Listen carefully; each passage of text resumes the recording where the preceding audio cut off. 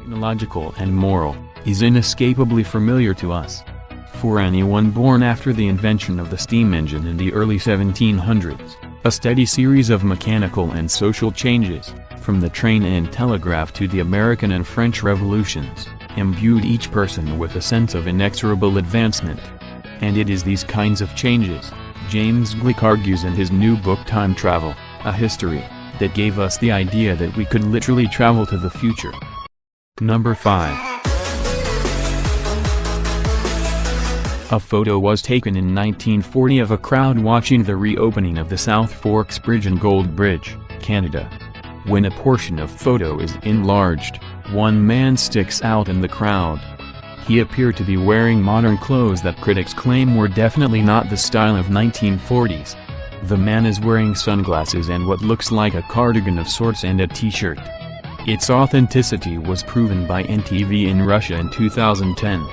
Is this a man with incredibly modern style? Or evidence of time travel? Number 4.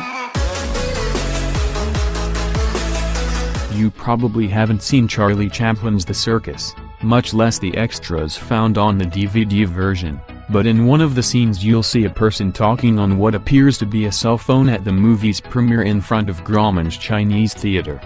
Now this doesn't make sense, right?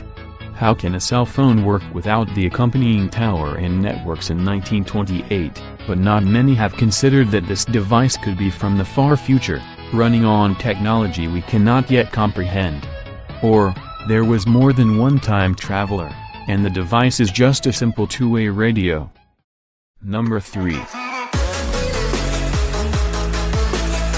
This painting from the 1800s allegedly depicts Joseph Smith showing gold plates to 8 witnesses, and people have been saying these are actually compact disc cases.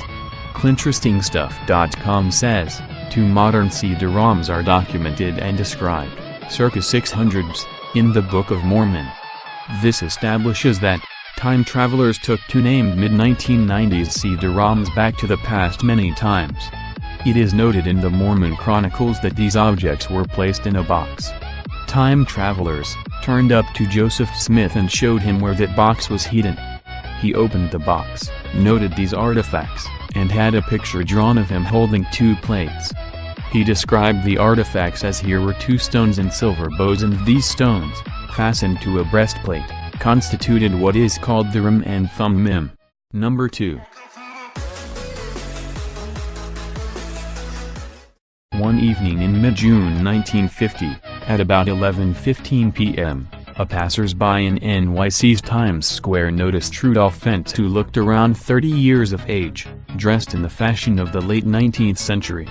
No one observed how he had arrived there, and he was disorientated and confused standing in the middle of an intersection. He was hit by a taxi and fatally injured, before people were able to intervene. The subsequent investigation by a night policeman revealed that the man had disappeared without trace in 1876 in the age of 29. The items in his possession were, a copper token for a beer, a bill for the care of a horse and the washing of a carriage, a letter from 1876 and $70 in business cards. There was no apparent aging, and some say he might have experienced a time slip. Number 1.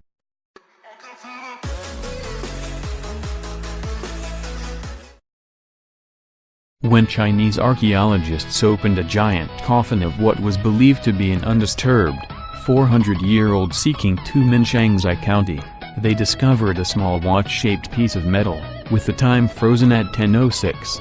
That's not all, the word Swiss was engraved on the back.